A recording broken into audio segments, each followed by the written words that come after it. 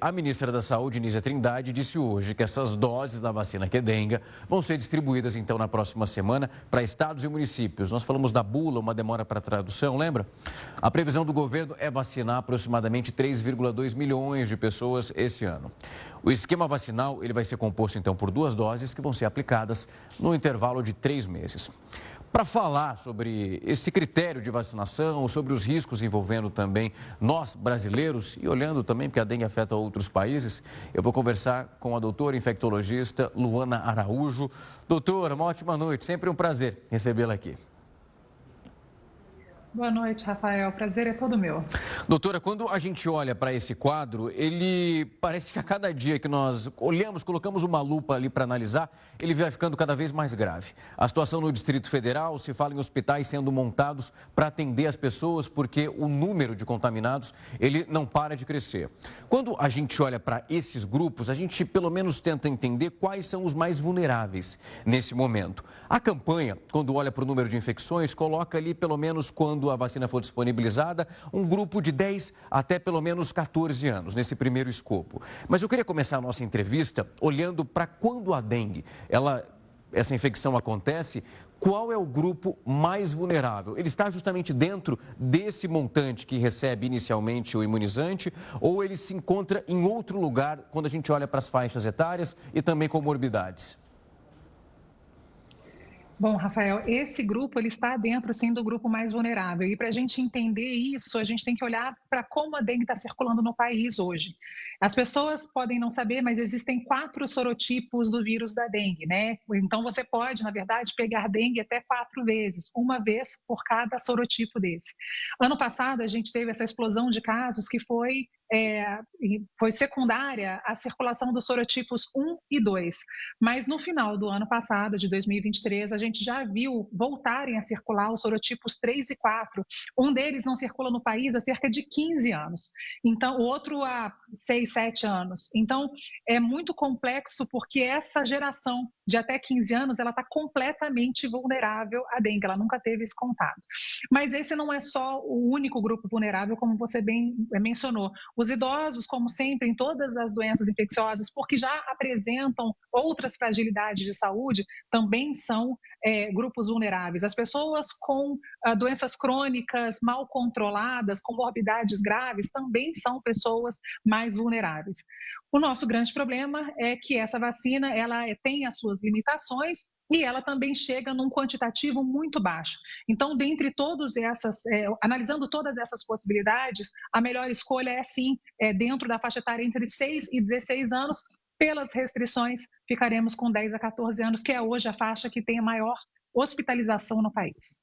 Doutora, só para a gente conseguir entender um pouco dessas restrições, a gente imagina e torce para que o escopo em relação ao grupo de vacinados, ele precisa ganhar mais musculatura, crescer para que a nossa população consiga se imunizar.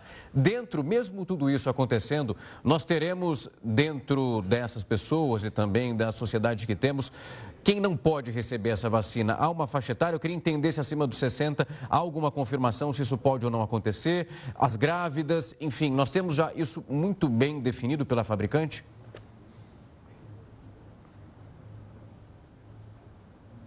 Fala, né, num vírus atenuado, ele é um vírus enfraquecido somente. Então, como todas as outras vacinas que a gente já tem no nosso calendário de vírus atenuados, elas não podem ser feitas para populações com algum tipo de imunodeficiência, né, com a defesa mais empobrecida. E aí a gente tem idosos nesse quadro acima de 60 anos, a gente tem gestantes nesse quadro, a gente tem pacientes com imunodeficiências importantes, não controladas. Então, essas pessoas, a princípio, elas estão fora do escopo dessa vacina. Em outros países onde essa vacina Qdenga ela é autorizada, como na Europa, começa a faixa etária de vacinação aos 4 anos e não tem um limite superior. Entretanto, aqui no Brasil, os dados que foram trazidos pela fabricante colocaram a Anvisa numa posição de só liberar essa vacina dentro, então, das indicações de bula, de 4 a 60 anos. Então, o SUS, né, só entraria nessa circunstância. Acima de 60 anos é uma indicação que a gente chama off-label. Primeiro, que só vai poder ser feita, de qualquer maneira, no setor privado. E segundo, que precisa de uma análise muito criteriosa de risco-benefício para entender se essa pessoa vai ou não se beneficiar da vacina dentro das condições que ela tem. Mas é muito importante, Rafael, lembrar que a vacina é mais uma estratégia. Como a gente aprendeu durante a Covid e em outras doenças infecciosas, para a gente lidar com esses problemas que são multifatoriais, a gente precisa somar estratégias. Então, não adianta vacinar e achar que está tudo certo. Tem que continuar lutando contra o mosquito, tem que continuar limpando, né, tendo uma higiene mínima social, sanitária, que a gente tem que promover na nossa população. Doutora, deixa eu pegar um ponto para ver se eu compreendi bem. Quando a gente olha, a vacina agora chega no SUS e a aplicação, as doses chegam esse mês. Quando a gente olha para a rede privada e a rede que o laboratório que comercializa essa vacina, por exemplo, ali, essa regra para aplicação em relação aos grupos que são vulneráveis, elas são iguais? Ou, por exemplo, quem passou dos 65 anos, se ele paga dentro do laboratório, ele vai receber a vacina? Essa responsabilidade de quem é naquele momento? Se eu quero levar, por exemplo, meu pai que tem mais de 60 anos no laboratório particular para tomar a vacina, como que isso vai ser digerido ali? Veja, as limitações, elas são exatamente as mesmas, não importa onde essa vacina esteja sendo disponibilizada, porque as limitações são da vacina e não do setor público ou privado onde ela está sendo colocada. Então, a gente não recomenda que faça acima de 60 anos, não recomenda de forma alguma que faça em gestantes, em lactantes. Então, essas limitações, elas são bem claras. Quando eu falo que há uma possibilidade de uso off-label acima dos 60 anos, porque isso é feito em outros lugares, é porque nos idosos, o senão dessa vacina é exatamente lidar com pessoas que tenham um sistema imunológico enfraquecido. Mas é claro que nem toda pessoa acima de 60 anos tem um sistema imunológico extremamente enfraquecido. E dependendo de onde ela more, do risco que ela corre frente à dengue e frente à vacina, pode ser que o profissional de saúde que a acompanhe e considere que fazer a vacina é mais interessante do que deixar essa pessoa completamente desprotegida nos termos imunológicos.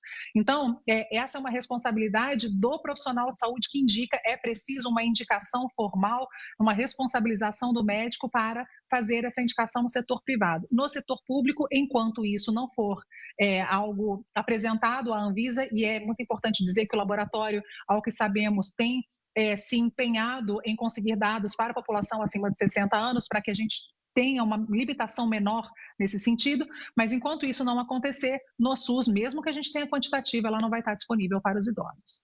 Para a gente finalizar, hoje nós estávamos conversando na redação sobre como essa doença vai afetando cada pessoa de um modo muito individual em relação ao desenvolvimento dos sintomas. Quando a gente olha para uma situação como essa que estamos passando em várias cidades e também estados brasileiros, a gente sempre olha para a situação das mulheres grávidas. Ali nós temos um grupo também que é muito específico e muito singular quando a gente olha para o quadro dessa doença. Imagino que o cuidado ele precisa ser tomado em todas as circunstâncias, mas ali eu imagino que isso possa comprometer de alguma forma não só a mãe, mas há um risco também para essa criança? Há alguma literatura que confirme isso? Sem a menor dúvida, né? A dengue é uma dessas arboviroses, né, junto da zika e da chikungunya, que pode, na gestante, né, quando acometida por essa doença, ter um impacto não só na saúde da mãe, quanto na saúde do feto. E aí a gente está falando de problemas de crescimento intrauterino, a gente está falando de dengue grave, que pode levar esse feto a óbito, a gente está falando em abortos, enfim, são consequências que podem ser muito graves. Então, mais uma vez, essas gestantes não podem ser vacinadas, o que ela vai poder fazer é usar repelente, e esse repelente muitas vezes é fornecido pelo próprio posto de saúde no seu pré-natal, então é muito importante perguntar se há essa possibilidade, essa disponibilização, e se proteger com roupas compridas, com telas dentro de casa, lembrar sempre que precisa ter, de novo, falo e vou repetir sempre, é uma questão de higiene sanitária. Lá na Covid a gente falava muito sobre a questão respiratória, essa higiene respiratória. Quando a gente fala de Covid, a gente está falando de não deixar lixo, não deixar recipientes que possam acumular água, ter esse cuidado com a sua casa. O mosquito Aedes aegypti, ele é um mosquito que voa baixo e voa curto. Então, se você está encontrando alguém com dengue na sua região, pode procurar que o foco está ali, na casa daquela pessoa ou na casa ao redor. 75% dos focos do mosquito estão em domicílios. Então, é muito importante que a população faça a sua parte, mas é claro, a gente tem sempre que cobrar do poder público que também faça a sua. Doutora, é sempre um prazer recebê-la aqui para entender um pouco mais das perspectivas. A gente já conhece a dengue há tanto tempo e como isso pode ser evitado. A gente sempre fica torcendo para que o poder público faça suas campanhas, a vacina continue avançando, mas a gente falou muito aqui essa semana da importância individual, que cada um assuma o seu papel e evite que a doença continue ganhando cada vez mais espaço. Muito obrigado por achar um tempo na agenda e vir aqui conversar com a gente. Imagina, Rafael, se você me permitir um último recado Claro. rápido, a dengue ela é uma doença que reflete o grau de maturidade da nossa interação social. Então, se a gente entende que cuidando da nossa casa, a gente está cuidando não só da nossa família, como da sociedade ao nosso redor, dos nossos vizinhos, dos nossos colegas de trabalho, a gente tem uma resposta muito melhor à doença. Então, se a gente não consegue fazer isso, infelizmente, isso demonstra uma imaturidade muito grande dessa nossa população nesse sentido de desenvolvimento social mesmo. Então, esse apelo que você fez agora é um apelo que eu reitero, por favor, tome conta da sua casa, da sua vizinhança e com isso a gente avança mais e evita uma tragédia muito grande que pode acontecer esse ano com alguém perto de você. Sem dúvida, trabalho em equipe. Doutora, muito obrigado. Uma ótima noite. Até.